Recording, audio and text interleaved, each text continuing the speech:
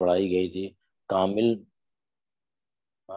Hello کامل مسلمان کی علامت. نہیں، میں نے آپ کو کون سی حدیث پڑھائی تھی؟ میں نے لاسٹ کلاس لی تھی وہ نا اس میں. پہلی حدیث پڑھائے تھے صرف ایک. وہ کون سی ہاں حدیث تھی؟ وہ یاد نہیں. نہیں وہ یاد نہیں. محمد عاصم صاحب کچھ کہنا چاہ رہے ہیں؟ آواز نہیں آ رہی ہے آپ کی. لیکن السلام علیکم ورحمۃ اللہ جی وبرکاتہ. وعلیکم السلام.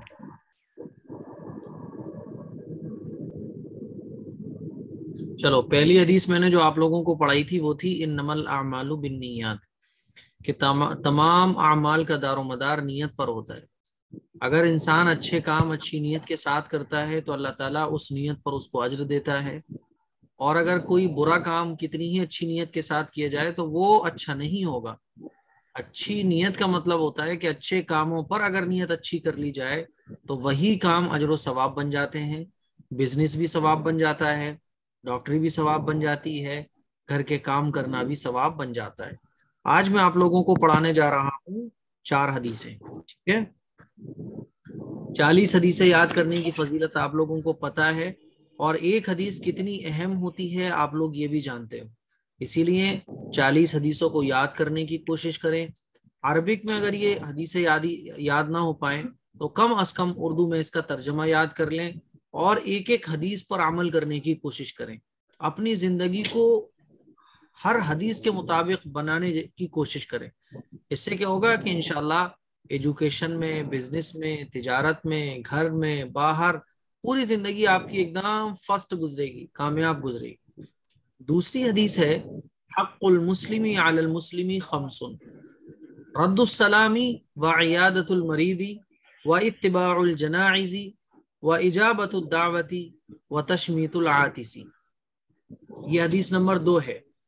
اب آپ لوگ ترجمہ اگر یاد ہو جائے تو یاد کر لیں ورنہ لکھ لیں. حدیث نمبر 2، مسلمان کے مسلمان پر 5 حق ہیں. اللہ کے نبی صلی اللہ علیہ وسلم نے ارشاد فرمایا مسلمان کے مسلمان پر 5 حق ہے.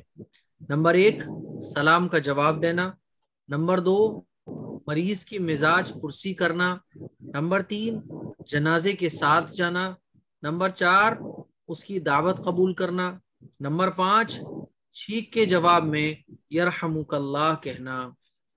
یہ ایک مسلمان کے دوسرے مسلمان پر 5 حق ہیں. اب اس حدیث کو آئیے سمجھتے ہیں. حدیثوں کے ذریعے دین سمجھنا بڑا آسان ہوتا ہے، مزہ بھی آتا ہے. اور یہ جو اللہ کے نبی صلی اللہ علیہ وسلم نے حدیثیں بیان فرمائی ہیں، یہ حدیثیں ہماری زندگی پر ڈائریکٹ اثر ڈالتی ہیں. مسلمان کے مسلمان پر 5 حق ہونے کا مطلب کیا ہے؟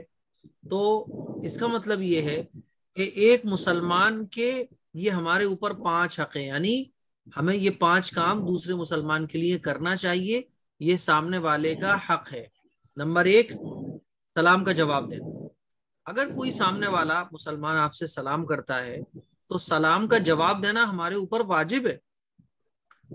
سلام اگر کوئی نہ کرے تو گناہ نہیں ہے، لیکن سلام اگر کسی نے کیا ہے تو اس کا جواب دینا ہمارے اوپر واجب ہے. سلام کا جواب دینا کے واجب ہونے کا مطلب کیا ہے؟ کہ جواب دینا یہ ہمارے اوپر سلام کرنے والے کا حق ہے. حق ہونے کا مطلب آپ کیا سمجھتے ہیں؟ حق ہونے کا مطلب یہی ہوتا ہے کہ مان لیجیے آپ نے کسی کو 500 روپے ادھار دیے ہیں. اب یہ 500 روپے لینا آپ کا اس سے حق ہے، یہی تو مطلب ہوتا ہے. آپ نے کسی کو 1000 روپے دیے تو 1000 روپے آپ نے کسی کو ادھار دیے، اب 1000 روپے اس کے اوپر جو ہے وہ آپ کا حق ہے. اسی طرح سے مسلمان کے دوسرے مسلمان پر 5 حق ہیں. نمبر 1 سلام کا جواب دے، یعنی اگر کوئی سلام کرے آپ کو تو سلام کا جواب دے، چاہے وہ دشمنی کیوں نہ ہو. بعض دفعہ کیا ہوتا ہے کہ چھوٹی چھوٹی چیزوں پر سلام کا جواب نہیں دیتے ہم لوگ. کسی سے نا اتفاقی ہو گئی، کسی سے دشمنی ہو گئی، کسی کے ساتھ لڑائی ہو گئی، کسی کے ساتھ جھگڑا ہو گیا، تو اب ہم کیا کرتے ہیں کہ سلام کا جواب، سلام کرنا ہی بند. اور اگر سامنے والا کرتا بھی ہے تو سلام کا جواب نہیں دیتے، غلط ہے. کوئی اگر سلام کر رہا ہے آپ کو تو اب سلام کا جواب دینا یہ آپ پر اس کا حق ہے. نمبر 2 مریض کی عیادت کرنا. یاد رکھیے گا، مریض کی عیادت کرنا یہ بہت بڑی نیکی ہے. مریض کی عیادت کرنے کا بہت بڑا ثواب ہے. لیکن افسوس کی بات ہے کہ آج کل آپ دیکھتے ہوں گے جو مالدار ہوتا ہے وہ اگر بیمار ہو جائے تو شہر کے بڑے بڑے لوگ، کیا امیر کیا غریب، ہر کوئی عیادت کرنے جاتا ہے. اگر کوئی مالدار انتقال کر جائے تو بڑے بڑے لوگ اس کے جنازے میں شریک ہوتے ہیں. ایسے ہی تو ہوتا ہے. اور غریب بیمار ہو جائے تو اپنے رشتہ دار بھی ساتھ چھوڑ جاتے ہیں. غریب کا اگر انتقال ہو جائے تو جنازوں میں شرکت کرنے والے انگلیوں پہ گن لو. آپ نے دیکھا ہوگا کہ بعض دفعہ مسجد میں جنازے کی نماز ہو رہی ہوتی ہے تو بہت بھیڑ ہوتی ہے. تو ہم لوگ کہتے ہیں بھائی کیا بات ہے، کس کا جنازہ ہے؟ تو پتہ چلتا ہے ارے فلاں پیسے والے کا بیٹا مر گیا، فلاں پیسے والوں کی امی کا انتقال ہو گیا. علماء بھی اس میں شرکت کریں گے، بڑے بڑے لوگ شرکت کریں گے. جنازے کی نماز جو ہے نا ایسے ہوگی کہ سب پوچھیں گے کہ کس کا جنازہ ہے. اور غریب کا انتقال ہو جائے تو غریب کے جنازے میں شامل ہونے گنتی کے لوگ ہوتے ہیں، وہی نماز پڑھنے جو آئے ہوتے ہیں مسجد میں، وہی جنازے میں شامل ہو جاتے ہیں. کوئی امیر اگر بیمار پڑ جائے، بڑا کوئی بزنس مین ہے، تاجر ہے، تو وہ بیمار پڑ جائے تو پورا شہر اس کو دیکھنے جاتا ہے نا. ٹائم نکال کے لوگ دیکھنے جاتے ہیں مالدار کو اگر بیمار پڑ جائے. اور غریب آدمی اپنا اگر رشتہ دار بھی ہو وہ بیمار پڑ جائے تو اپنے رشتہ دار اس کا ساتھ چھوڑ جاتے ہیں. تو اللہ کے نبی صلی اللہ علیہ وسلم نے ارشاد فرمایا کہ مریض کی مزاج پرسی کرنا،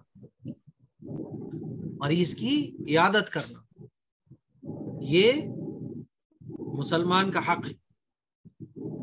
کوئی پڑوس میں آپ کے بیمار ہو گیا، کوئی رشتہ داروں میں آپ کے بیمار ہو گیا، کوئی بھی اگر بیمار ہو گیا تو اس کی آپ طبیعت کی خیر خیریت معلوم کرنے جائیے، بھائی کیسے حال چال چل رہے ہیں. سمجھ رہے ہیں آپ؟ آج کل رشتہ داریاں سمٹ کے واٹس ایپ پر رہ گئی ہیں، فیس بک پر رہ گئی ہیں، آن لائن رہ گئی ہیں. بس اس سے آگے رشتہ داریوں کا آج کل کوئی مطلب ہی نہیں رہ گیا. تو رشتہ داریوں کو نبھانا سیکھیے آپ. اور رشتہ داریوں کو نبھانے کا مطلب یہ نہیں ہوتا کہ آپ ان میں گھسو. جب رشتہ داری نبھ رہی ہے تو اتنی نبھ رہی ہے کہ کھانا بھی ساتھ، پینا بھی ساتھ، گپے بھی لڑائی جا رہی ہیں، ہفتے میں 4 بار گھر پہ آنا ہو رہا ہے. اور جب رشتہ داریاں ٹوٹ گئی تو شکل تک دیکھنا وقت گوارا نہیں ہے. تو یہ کمی ذاتی کا شکار نہیں ہونا چاہیے. ایک سیکوینس میں ہماری رشتہ داری چلنا چاہیے. اور اگر آپ کو لگ رہا ہے سامنے والا خراب ہے تب بھی اس کی خرابی اس کے ساتھ ہے. ایک سب سے بڑا دقت ہم لوگوں کے ساتھ یہ ہوتی ہے کہ ہم یہ چاہتے ہیں کہ ہر آدمی اچھا ہو جائے، ہر آدمی اچھا ہو جائے. کیسا اچھا ہو جائے؟ کہ مجھے اچھا لگے. سامنے والا آدمی اچھا ہو جائے اور اتنا اچھا ہو جائے کہ مجھے اچھا لگے. اور اپنے آپ کو ہم چینج نہیں کرنا چاہتے. یہی وجہ ہے کہ 1000 کوششوں کے باوجود بھی آج کوئی چینجنگ سماج کے اندر نظر نہیں آتی. کیونکہ ہم اور آپ سب کو چینج دیکھنا چاہتے ہیں لیکن اپنے آپ کو چینج کرنا نہیں چاہتے. اب آپ سامنے والے کو دیکھ رہے ہو، سامنے والا سامنے والے کو دیکھ رہا ہے، سامنے والا سامنے والے کو دیکھ رہا ہے. تو یہ پوری چین بنی ہوئی ہے، ہر ایک دوسرے کو دیکھ رہا ہے، اپنے آپ کو کوئی نہیں دیکھ رہا. جس کی وجہ سے کیا ہے کہ معاشرے کے اندر، سماج کے اندر کوئی چینجنگ نہیں آ رہی ہے. مان لیجیے آپ کا کوئی رشتہ دار ہے جو آپ سے نفرت کرتا ہے، آپ کے گھر پہ اس سے لڑائی چل رہی ہے، وہ بیمار ہو گیا. اب آپ اس کی عیادت کرنے کیوں نہیں جا رہے؟ رشتہ دار ہے تو کیا ہوا؟ نالائق، بہت بیکار آدمی تھا، میں نہیں جاؤں گا، اس سے بات بھی نہیں کروں گا میں. نہیں، اب وہ بیمار ہو گیا. اب اللہ کے نبی صلی اللہ علیہ وسلم کی تعلیم یہ ہے کہ مریض کی عیادت کرنے جاؤ. اس سے لڑائی اپنی جگہ ہے، اس سے دشمنی اپنی جگہ ہے، لیکن وہ تمہارا بھائی ہے، وہ تمہارا رشتہ دار ہے، وہ تمہارا پڑوسی ہے، اس کی عیادت کرنے جاؤ. بات سمجھ آ رہی ہے؟ اسی لیے اپنے اندر کا تکبر، اپنے اندر کی انانیت، اپنے اندر کا بڑکپن نکال دیجیے. آپ میری وجہ سے اس نے میرے ساتھ یہ کیا، اس نے مجھے یہ بولا، اس نے مجھے یہ کہا، یعنی مجھے، میرا، ہے نا، یہ ساری چیزیں مائنڈ سے نکال دیجیے. جو بھی کام ہو وہ اللہ کے لیے. دوسری چیز کیا ہے کہ مریض کی مزاج پرسی کرنا. نمبر 3، جنازے کے ساتھ جانا. جب آپ کی گلی سے کوئی جنازہ گزر رہا ہو اور اس میں بھیڑ بہت زیادہ ہو تو آپ پوچھ کے دیکھیے گا جنازہ کس کا ہے. وہ یا تو مالدار کا نکلے گا یا کسی مولانا صاحب کا نکلے گا. مولانا صاحب کا ہے تو اچھی بات ہے، لیکن مالداروں کے جنازوں میں بھیڑ بھی آپ کو دیکھنے کو ملے گی، اور غریب کے جنازے میں گنے چنے چند لوگ بیٹھیں گے بس. تو جنازے کے ساتھ جانا. مان لیجیے ہمارے کسی اپنے کا انتقال ہو گیا، کوئی دوست احباب کا انتقال ہو گیا، کوئی رشتہ دار ہے اس کا انتقال ہو گیا، تو اس کے جنازے میں جائیے. جنازے میں جانا یہ کیا ہے؟ دوسرے مسلمان کا حق ہے. نمبر 4 اس کی دعوت قبول کرنا. ایک مسلمان کی دعوت قبول کرنا یہ بھی ضروری ہے، یہ اس کا حق ہے. مان لیجیے میں آپ کو دعوت دے رہا ہوں کہ محمد عاصم صاحب آپ کی دعوت ہے، آج کا کھانا آپ میرے ساتھ کھائیے گا. اب آپ منع نہیں کر سکتے، میں نے دعوت دی ہے، دعوت آپ قبول کریے میری. لیکن آج کل دعوتیں بھی آپ دیکھو تو یہ بھی مالداروں میں سمٹ کے رہ گئی ہیں.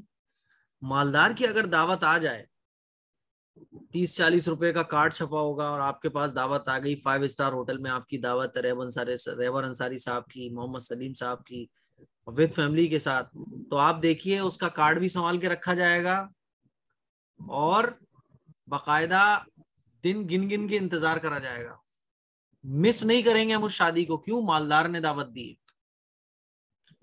اور اگر غریب نے دعوت دی ہوگی، پتا بھی نہیں رہتا کون ہے، اور اگر وہ گھر پہ بلانے آ جائے دعوت کا کارڈ دینے کے بعد بھی، ارے بھائی ٹائم نہیں ہے ابھی بالکل بھی. مجھے یاد ہے جب میں امامت کیا کرتا تھا، غالباً میں نے آپ لوگوں کو شاید یہ واقعہ نہیں سنایا، تو جب میں امامت کرتا تھا تو ایک بڑے غریب آدمی تھے، لیکن دیندار تھے، پرہیزگار تھے، نمازی تھے، لیکن غریب تھے. تو ینگ تھے ایک دم. تو ان کا جو ہے نا نکاح ہوا، نکاح کے بعد ولیمہ تھا. تو ولیمہ انہوں نے، اب ظاہر ہے غریب آدمی ہوتا ہے تو اس کے پاس، اتنے غریب تھے وہ بیچارے کہ ان کے پاس میرج ہوم افورڈ نہیں کر سکتے تھے، میرج ہوم نہیں کر سکتے تھے، بڑے بڑے پکوان نہیں بنا سکتے تھے. تو انہوں نے گھر پہ ہی قورمہ، گوشت، روٹی بنوائی اور انہوں نے مجھے دعوت دی کہ مفتی صاحب آپ کو کل 3 بجے دوپہر میں ہمارے یہاں کھانا کھانے آنا ہے، ولیمہ ہے میرا. جب 3 بج گئے تو ان کا کال آیا اگلے دن. میں نے کہا میں آ رہا ہوں. جب میں ان کے گھر 3 بجے ولیمہ کھانے کے لیے پہنچا تو چھت پر انہوں نے انتظام کیا تھا. گھر بھی بہت چھوٹا، اور وہ چھوٹا گھر بھی ایسا کہ کوئی انتظام نہیں تھے. تو انہوں نے چھت کو دھویا تھا، اسی چھت پہ فرش بچھا دیا تھا، وہ فرش بھی تھوڑا موڑا گیلا ہو رہا تھا. اب آپ یہ سمجھ لیں کہ وہ سب سے پہلے اس ولیمے میں پہنچنے والا میں تھا، اور میرے ساتھ ایک حافظ صاحب اور تھے، وہ تھے. اب وہ بیچارے فون لگا رہے تھے میرے سامنے، اپنے دوستوں کو لگا رہے تھے، اپنے رشتہ داروں کو لگا رہے تھے، اپنے تعلق والوں کو لگا رہے تھے، ارے بھائی میرا ولیمہ ہے، آ جائیے، سب لوگ آ گئے، مفتی صاحب آ گئے، آ جائیے، آپ بھی آ جائیے. تو ادھر سے جواب مل رہا تھا، ارے یار ابھی میں کام میں بزی ہوں، ارے یار ابھی مجھے موقع نہیں ہے، ارے یار ابھی مجھے ٹائم نہیں ہے. تو انہوں نے 8-10 جب کال لگائے تو وہ روانسو ہو گئے. تو میں نے ان سے کہا کہ میں نے کہا چھوڑو، ہم ہیں تو یار ہم کھائیں گے، کوئی بات نہیں، کوئی نہیں آ رہا تو مت آنے دو. میں نے کہا نکالو کھانا. ہم نے ان کی دعوت کو کھایا، اور جتنی دیر ہم بیٹھے تو 1-2 لوگ اور آئے، اس کے علاوہ کوئی ان کے ولیمے میں شرکت کسی نے نہیں کی. اب آپ بتاؤ ولیمے میں شرکت کیوں نہیں کی؟ کیونکہ وہ غریب آدمی تھے. یہی اگر مالدار کی دعوت ہوتی تو مالدار کا اگر کارڈ ہمارے گھر آ جائے تو ہم کہتے ہیں اور اس مالدار نے مجھے اپنی دعوت میں پوچھا ہے. حالانکہ اللہ کے نبی صلی اللہ علیہ وسلم کو جو مزاج تھا نا، وہ یہ تھا کہ اگر کوئی محبت سے دعوت دے رہا ہے تو اس کی دعوت قبول کر لو. تو ہمیشہ یاد رکھو، غریب امیر کا فرق نہیں ہونا چاہیے، کوئی فرق نہیں ہونا چاہیے. غریب دعوت دے تو اس کی دعوت کو قبول کرو، امیر اور غریب میں کوئی فرق مت کرو. تو نمبر 4 کیا ہے؟ اس کی دعوت کو قبول کرنا. نمبر 5 چھینک کا جواب یرحمک اللہ کہہ کر کے دینا. مان لیجیے مجھے چھینک آئی تو چھینک آنے پر کیا کہتے ہیں؟ الحمدللہ. چھینک آنے کے بہت سارے فائدے ہیں، آپ گوگل پہ کبھی سرچ کریے گا کہ چھینک آنے کے فائدے، تو آپ کو پتہ چلے گا یہ چھینک اللہ کی اتنی بڑی نعمت ہے، اتنی بڑی نعمت ہے یہ چھینک. تو چھینک جب آئے تو ہم کیا کہتے ہیں؟ الحمدللہ. اور جب کوئی چھینک آنے پر کہے الحمدللہ تو سننے والا کہے گا یرحمک اللہ. سننے والا کیا کہے گا؟ یرحمک اللہ. تو دوسری حدیث کیا ہوئی؟ ایک مسلمان کے دوسرے مسلمان پر 5 حق ہیں. نمبر 1 سلام کا جواب دینا. نمبر 2 مریض کی مزاج پرسی کرنا، مریض کی عیادت کرنا. نمبر 3 جنازے کے ساتھ جانا. نمبر 4 اس کی دعوت قبول کرنا. نمبر 5 چھینک کا جواب یرحمک اللہ کہہ کر دینا. حدیث نمبر 3 حدیث نمبر 3، لا یرحم اللہ من لا یرحم الناس، اللہ تعالیٰ اس شخص پر رحم نہیں کرتا جو لوگوں پر رحم نہ کرے. یہ مسلم شریف میں اور بخاری شریف میں حدیث موجود ہے. اللہ کے نبی صلی اللہ علیہ وسلم نے کیا ارشاد فرمایا کہ اللہ تعالیٰ اس شخص پر رحم نہیں کرتا جو لوگوں پر رحم نہ کرے. تو لوگوں پر رحم کرنے سے کیا ہوگا؟ اللہ ہم پر رحم کرے گا. اب آپ دیکھیے آج کل جو ڈاکٹر بن جاتے ہیں تو پھر ان کی نظر میں پیسہ سب کچھ ہوتا ہے، ان کی نظر میں مریض کی جان کوئی اہمیت نہیں رکھتی، غریب کا درد کوئی اہمیت نہیں رکھتا. زمین والوں پر رحم کرو، وہ سنا ہوگا نا آپ نے، زمین والوں پر رحم کرو آسمان والا تم پر رحم کرے. تو اللہ کے نبی نے کیا ارشاد فرمایا؟ اللہ تعالیٰ اس شخص پر رحم نہیں کرتا جو لوگوں پر رحم نہ کرے. کوئی غریب آپ کو نظر آ رہا ہے تو اس کی مدد کیجیے، کوئی آپ کو پریشان حال نظر آ رہا ہے تو اس کی مدد کیجیے. لیکن آج کل مدد کرنا بھی بڑا مشکل ہو گیا ہے. آج کل مدد کرنا بڑی ٹیڑھی کھیر ہے. اسی لیے مدد کس کی کر رہے ہیں آپ؟ اپنا مدد ایسے کیجئے کہ آپ کے اوپر کوئی اثر نہ پڑے. ابھی میں آپ کو ایک واقعہ سناؤں، اس کے بعد انشاءاللہ میں بات پوری کر دوں گا، اور کلاسز کا جو ٹائم ہوگا انشاءاللہ وہ پہلے ہو جائے گا، 10 بجے سے یا 9:45 سے ہو جائے گا.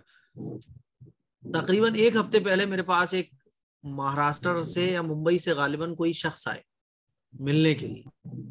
میرے پاس جب وہ آئے تو فیروز آباد میں وہ 11 بجے پہنچے مسجد. 11 بجے جب وہ مسجد پہنچے میری ملاقات ہوئی. اب بھائی میں جانتا نہیں پہچانتا نہیں کون ہے کیا ہے، تو بہرحال میں نے ان کو رات میں مسجد میں رکوایا. میں نے جب ان کو مسجد میں رکوا دیا وہ رکے. اگلے دن میں نے کہا بھائی میرے پاس انتظام نہیں ہے، اب آپ نکل جاؤ پتی گلی سے، کیونکہ میں آپ کو جانتا نہیں ہوں پہچانتا نہیں ہوں. اور کوئی آدمی صحیح سے جواب دے کہاں سے آیا ہے، فیملی میں کون ہے، تو سمجھ میں آتا ہے. وہ جواب بھی تھوڑے سے گول مول دے رہے تھے، اور پورا سامان لے کے آئے تھے. اپنا سامان سٹا ہوتا ہے نا آدمی، ایک تو ہوتا ہے کہ میرے سے ملاقات کرنے آیا ہے، ایک ہوتا ہے کہ آدمی پوری تیاری کے ساتھ آیا ہے. اس کے بیگ ویگ دیکھ کے اندازہ لگ رہا ہوتا ہے کہ کچھ یا تو اپنا گھر چھوڑ کے آیا ہے یا کچھ اور کر کے آیا ہے. میں نے کہا میرے پاس گنجائش نہیں، آپ نکل جاؤ. اسی دن شاید نوئیڈا سے یا دہلی سے 2 لوگ اور آئے ہوئے تھے میرے پاس ملنے کے لیے. تو وہ جا رہے تھے تو میں نے کہا آپ بھی نکل جاؤ. تو یہ ان کے ساتھ نکل گئے دہلی. یہ ممبئی والے صاحب جو تھے یہ بھی ان کے ساتھ دہلی نکل گئے. اچھا یہ بڑے داڑھی واڑی تھی، نمازی تھے، اور بڑے اللہ اللہ کی باتیں بھی کر رہے تھے. تو دہلی کے اسٹیشن پہ یہ جب اترے یا غازی آباد کے اسٹیشن پہ ہی اترے تو ان کو جو ہے نا ان پہ ترس آ گیا. انہوں نے پوچھا ہوگا کہ کہاں جانا ہے، تو انہوں نے بولا ابھی تو میری کوئی پتہ ہی نہیں ہے منزل، اب دیکھو میں کام کروں گا پھر کہیں لگوں گا. تو انہوں نے ترس کھا کے یہ کہا کہ آپ روزے سے ہو، نماز وغیرہ بھی آپ کو پڑھنی ہے، چلو ہمارے گھر چلو، ہم آپ کو اپنے گھر رکوا لیتے ہیں، ایک دن ہمارے گھر رک جانا، اس کے بعد چلے جانا. یہ صاحب ان کے ساتھ چلے گئے. ایک دن گزر گیا تو ظاہر ہے دوسرے دن وہ لوگ کیا بولیں گے، بھائی مجبور آدمی ہے، چلو کوئی بات نہیں. دوسرا دن بھی گزر گیا، تیسرا دن بھی گزر گیا، چوتھا دن بھی گزر گیا. 5واں دن جب آیا تو گھر کے جو بھائی صاحب تھے انہوں نے کہا کہ بھائی صاحب 5 دن ہو گئے، اب چلے جاؤ یار آپ. بولے نہیں میں 2 دن بعد چلا جاؤں گا، 2 دن بعد چلا جاؤں گا. چلو 2 دن بعد چلے جانا. 2 دن بھی گزر گئے تو انہوں نے کہا کیا ہوا، کہ بس 1 دن کی بات ہو رہی ہے، بس 1 دن بعد چلا جاؤں گا. 1 دن بھی گزر گیا. ایسے کرتے کرتے 15 دن گزر گئے. 15 دن گزر گئے. وہ آدمی مکان نہیں خالی کر رہا. انہوں نے جس فیکٹری میں اس کو رکوایا تھا وہ وہاں سے نکلنے کو تیار نہیں ہے. اب وہ مجھ سے کہنے لگے کہ مفتی صاحب ایسے ایسے دقت ہو گئی. میں نے اللہ کے بندے میں نے آپ کو کب کہا تھا کہ آپ ان کو روکنا. بولے مجھے ترس آ گیا غریب پہ. تو میں نے کہا آپ کیوں نہیں نکل رہا. وہ نکل ہی نہیں رہا ہے. وہ کہہ رہا ہے آپ کو دقت کیا ہے، میں اگر یہاں فیکٹری میں رکا ہوا ہوں تو آپ کو پرابلم کیوں ہو رہی ہے، میں مجبور آدمی ہوں، میرا حساب بن جائے گا میں نکل جاؤں گا. اب وہ ڈر رہے تھے اور پریشان بھی تھے کہ یار یہ تو فیکٹری پہ قبضہ جما کے بیٹھ گیا ہے. میں نے بولا اس کو اچھی طریقے سے کٹائی کر دو، اسے نکالو وہاں سے. آپ نے 1 دن کے لیے کیوں روکا، اب نے کہیں بھی رکتا وہ. تو بعض دفعہ کیا ہوتا ہے کہ آدمی کے ساتھ اچھا کرنا یہ ہمارے لیے نقصان دہ ثابت ہو جاتا ہے. اسی لیے ہمیشہ اگر کسی کی مدد کر رہے ہیں آپ تو مدد ایسے کرو کہ آپ کی سیکیورٹی پر، آپ کی پرائیویسی پر، آپ کی پرسنل لائف پر کوئی ایفیکٹ نہیں پڑنا چاہیے. اللہ نے جو یہ کہا ہے نا کہ تم زمین والوں پر رحم کرو تو اللہ تم پر رحم کرے گا، اس کا مطلب یہ ہے کہ آپ کی سیکیورٹی پر فرق نہیں آنا چاہیے، آپ کی عزت پر، آپ کی لائف پہ کوئی ایفیکٹ نہیں پڑنا چاہیے. بات سمجھ آ رہی ہے؟ مان لیجیے ایک چور چوری کر کے آیا ہے اور لوگ اس کو ڈھونڈتے پھر رہے ہیں تلاش کرنے کے لیے، وہ آپ کے پاس آیا، آپ کہنے لگا بھائی صاحب مجھے بچا لو، غلطی ہو گئی، میں نے چوری کر لی تھی، مجھے چھپا لو. آپ نے سوچا یار صحیح ہے اس کو چھپا لو، بیچارہ غریب آدمی معافی مانگ رہا ہے، آپ نے اٹھا کے اس کو اپنے گھر میں پناہ دے دی. اب اگر وہ چور آپ کے گھر سے پکڑا گیا تو مصیبت آپ کے گلے پڑے گی. اسی لیے مدد کرنا ہے تو ایسے کرو کہ آپ کی لائف پہ کوئی ایفیکٹ نہیں پڑنا چاہیے. لا یرحم اللہ من لا یرحم الناس، کہ اللہ تعالیٰ اس شخص پر رحم نہیں کرتا جو لوگوں پر رحم نہ کرے. بات سمجھ آ رہی ہے؟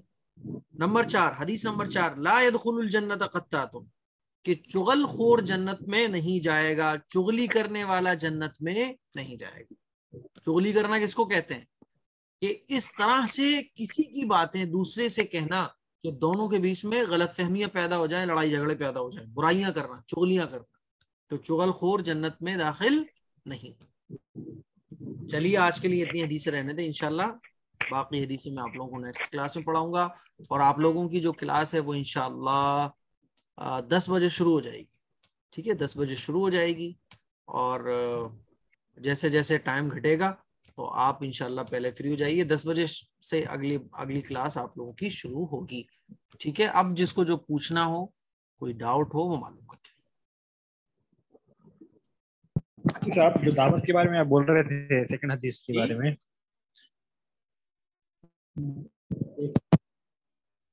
آواز آ رہی ہے آپ کو؟ ہاں آواز آ رہی ہے. جی آپ دعوت کے بارے میں بول رہے تھے، تو کس طرح کی دعوت بول رہے ہیں آپ؟ جو دعوت قبول کرنا وہ تو جائز دعوت کی بات کر رہے ہیں. دعوت مان لیجئے کوئی آپ کو ولیمے کی دعوت دیتا ہے، کوئی آپ سے کہتا ہے بھائی میرے یہاں آج آپ کی دعوت ہے نا. جیسے مان لیجئے میں آیا آپ کے یہاں تو آپ نے کہا مفتی صاحب آپ کی دعوت ہے. محبت میں اگر آپ کو کوئی دعوت دے رہا ہے، کوئی چیز کھلانے کے لیے، آپ کے ساتھ کھانا کھانے کی پیشکش کر رہا ہے، کوئی پروگرام ہے، فنکشن ہے، تو ایسی دعوت جس میں گناہ کے کام نہ ہو رہے ہوں. جیسے کہ مان لیجئے کوئی آپ کو دعوت دے رہا ہے، باہر میں جانے کی دعوت دے رہا ہے آپ کو کہ بھائی آج پارٹی ہے چلو آؤ، وہ دعوت نہیں. وہ دعوت جس میں آپس میں محبت مقصد ہو، وہ دعوت جس میں کوئی گناہ کے کام نہ ہو رہے. کوئی برتھ ڈے کی دعوت دے رہا ہے، اس میں لڑکیاں ڈانس کریں گی، پارٹی ہوگی، تو وہ دعوت نہیں. جی فاتحہ وغیرہ ہو گئے، وہ دعوت کیا جائز ہے نہیں جائز ہے؟ فاتحہ وغیرہ فاتحہ کی اگر کوئی دعوت دے رہا ہے تو فاتحہ کا مقصد کیا ہوتا ہے؟ آپ لوگ ہمیشہ فاتحہ کا مقصد سمجھو. فاتحہ کا مقصد ہوتا ہے کہ جو دنیا سے جا چکے ہیں ان کے لیے ایصال ثواب کرنا. تو وہ تو میں یہاں بیٹھ کے بھی کر سکتا ہوں، آپ وہاں بیٹھ کے بھی کر سکتے ہو. اس کے لیے گیدرنگ ضروری نہیں ہے، دعوت ضروری نہیں ہے. فاتحہ کس لیے ہوتی ہے؟ کسی کا انتقال ہو گیا، تو انتقال اگر کسی کا ہو گیا تو اس پہ گیدرنگ اور دعوت کا کیا کوئی سینس جوڑ سمجھ نہیں آتا اس کا. وہ ایک الگ چیز ہے، وہ مطلب اس کا دعوت سے کوئی کانسیپٹ ہی نہیں ہے.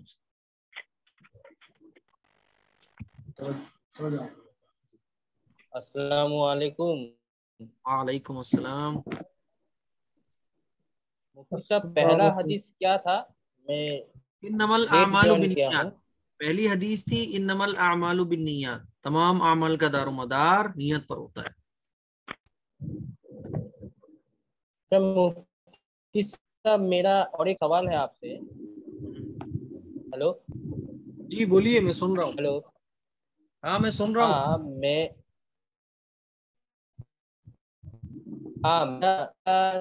میں ایک اسٹوڈینٹ ہوں، مطلب لا کالج کا. تو 24 تاریخ کو، تو آپ نے ابھی کہا نا کہ دعوت قبول کرنا، تو 24 تاریخ کو ہمارے کالج میں ایک فریشرز پروگرام ہے. تو فریشرز پروگرام میں جانا تو شاید جائز نہیں ہے، مگر جو کھانا جو ہم لوگوں کو پیکٹ میں دے گا، کیا ہم وہ لے کے گھر آ سکتے ہیں یا پھر ہم اس کو بھی نہیں لے کے آ سکتے؟ پروگرام ہے، دیکھیے یہ جو پروگرام ہوتے ہیں کالج کے اور ویسے، تو یہ آپ کی چوائس ہے جانا ہے کہ نہیں جانا. میں نے ایک ویسی دعوتوں کی بات کی ہے جو آپس کی رشتہ داریاں، فرینڈس وغیرہ، یہ تو آپ کا ایک الگ چلا گیا. مان لیجیے آفس کی دعوت ہے، آفس میں پروگرام رکھا گیا، تو یہ آپ کے پروگرام میں آ جاتا ہے. یہ آپ کی چوائس ہے، جانا چاہتے ہیں کہ نہیں جانا چاہتے، آپ کی چوائس. नहीं मुफ्ती साहब, एक्चुअली कॉलेज के प्रोग्राम में एक्चुअली लड़कियां डांस करेंगी, फिर गाना बजेगा, फिर म्यूजिक होगा, तो ऐसे प्रोग्राम में जाना जायज देखो, होगा क्या? अब ये वो तो जायज नहीं होगा जाहिर है, लेकिन अब ये है कि आप ये देखिए कि इसमें आपकी क्या जरूरत है वहां जाने की। अगर आपको लग रहा है कि भाई मेरा कोई काम अटका हुआ है, यहाँ वहां जाना जरूरी है, बाज़ दफा ऐसी चीजें फंस जाती हैं, तो आप अपनी जरूरत की वजह से तो जाइए, लेकिन मजे लेने के लिए और जैसा कि वो प्रोग्राम रखा गया है, डांस वगैरह होगा, मजे करेंगे, तफरी करेंगे, उसके लिए नहीं जाइए। ठीक है सर, ठीक है साहब, थैंक यू, जज़ाकल्लाह। जी, और सब लोग खैरियत से हैं? मोहम्मद सलीम साहब, अल्हम्दुलिल्लाह। कैसे हाल चाल है? खैरियत है, सब खैरियत है अल्हम्दुलिल्लाह। अल्हम्दुलिल्लाह। और आप ठीक हैं? कल आप कब आए वहां से? अमरोहा से हाँ हाँ हाँ। रात को आना हो गया था, मैं कल फजर में निकला था, फजर की नमाज पढ़ के, फिर कल ही बुलंदशहर, वापस आ गए थे। बशरायूं, हापुड़, 4 जगह होके मेरी वापसी हो गई 3 बजे सुबह। आप कहाँ रहते हैं आप? कल ही वापसी हो, तो प्रोग्राम अच्छा है। हम तो वाराणसी बनारस यूपी में रहते हैं ना, बनारस। जी, शायद नेटवर्क खराब आ रहे हैं इनके। अच्छा, रहबर अंसारी साहब, आप कहाँ से? बनारस यूपी। अच्छा, बनारस बनारस बनारस, माशाल्लाह। हाँ बनारस। अच्छी बात है। चलिए साहब, और किसी को कुछ बोलना है?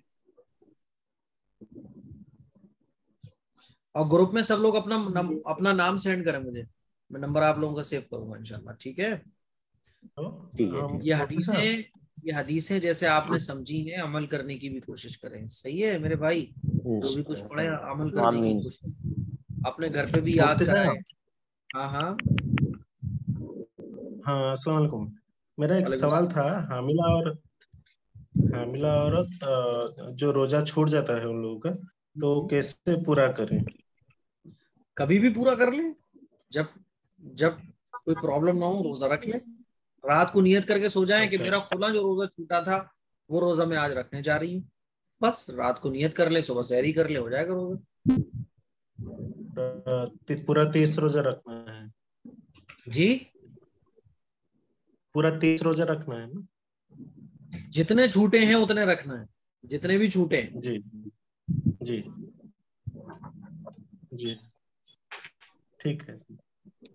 ठीक है साहब, और कोई बाकी है, किसी कुछ बोलना है?